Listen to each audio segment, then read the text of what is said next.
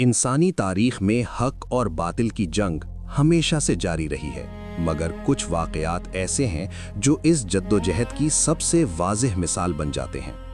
حضرت موسیٰ علیہ السلام اور فرعون کا قصہ بھی انہی میں سے ایک ہے۔ ایک طرف اللہ کا پیغام اور دوسری طرف غرور، طاقت اور ظلم کا نظام۔ یہ کہانی مصر سے شروع ہوتی ہے، جہاں ایک ظالم بادشاہ حکومت کر رہا تھا، فرعون۔ اس نے خود کو خدا سمجھ رکھا تھا اور بنی اسرائیل کو غلام بنا رکھا تھا۔ وہ ان پر ظلم کرتا، ان کے بچوں کو قتل کر دیتا اور ان کی عورتوں کو زندہ چھوڑ دیتا تاکہ وہ کمزور رہیں اور کبھی سر نہ اٹھا سکیں۔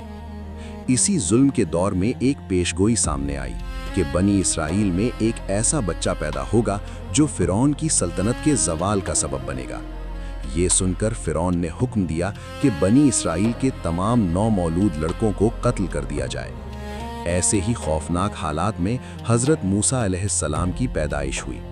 اللہ نے ان کی والدہ کے دل میں ایک عجیب حوصلہ ڈالا۔ انہیں حکم دیا گیا کہ بچے کو ایک صندوق میں رکھ کر دریا میں بہا دیں۔ یہ فیصلہ بظاہر خطرناک تھا، مگر حقیقت میں اللہ کی حفاظت کا آغاز تھا۔ دریا کا بہاؤ اس صندوق کو سیدھا فرعون کے محل تک لے گیا۔ وہاں فرعون کی بیوی آسیہ نے اس بچے کو دیکھا اور اس کے دل میں محبت پیدا ہو گئی۔ اس نے فرعون سے کہا کہ اس بچے کو قتل نہ کیا جائے، شاید یہ ہمارے لیے فائدہ مند ہو یا ہم اسے اپنا بیٹا بنا لیں۔ یوں وہ بچہ جس سے فرعون کو خطرہ تھا، اسی کے محل میں پرورش پانے لگا۔ وقت گزرتا گیا اور موسیٰ علیہ السلام جوان ہوئے۔ ایک دن انہوں نے دیکھا کہ ایک مصری شخص ایک بنی اسرائیلی پر ظلم کر رہا ہے۔ انہوں نے مداخلت کی، مگر معاملہ اتنا بڑھ گیا کہ وہ مصری شخص ہلاک ہو گیا۔ یہ واقعہ ان کے لیے خطرہ بن گیا اور انہیں مصر چھوڑنا پڑا۔ وہ مدین کی طرف چلے گئے، جہاں انہوں نے کئی سال گزارے، شادی کی اور ایک سادہ زندگی اختیار کی۔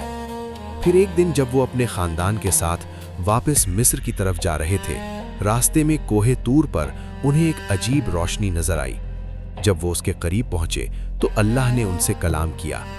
یہی وہ لمحہ تھا جب موسیٰ علیہ السلام کو نبوت عطا ہوئی اور انہیں حکم دیا گیا کہ فرعون کے پاس جائیں اور اسے اللہ کا پیغام پہنچائیں۔